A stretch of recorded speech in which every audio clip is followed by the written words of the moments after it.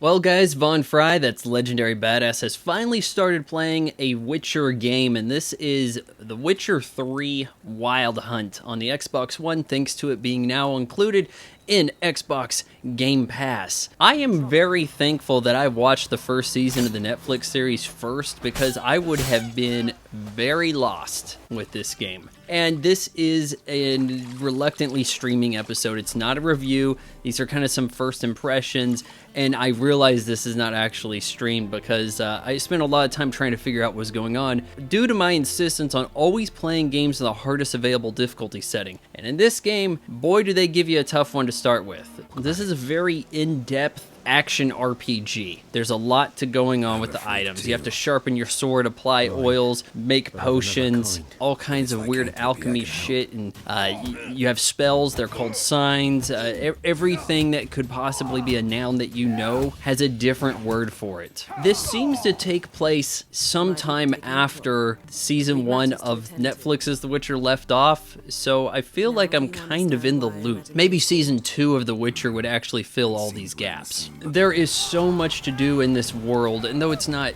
the greatest populated environment, everybody feels unique. All these characters, all these NPCs seem to have their own purpose going for them. I feel like I'm within one of these fantasies more so than other games I've played.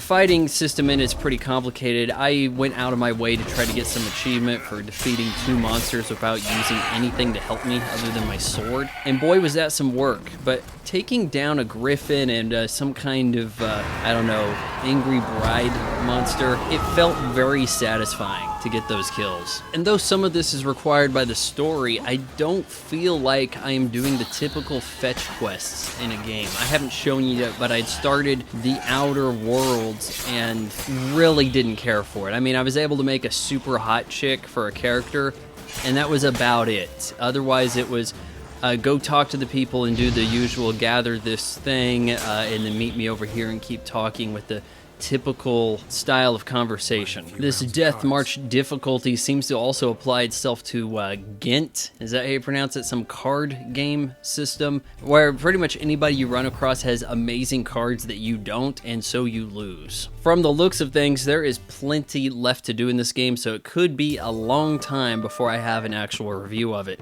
but I will say I'm enjoying it so far.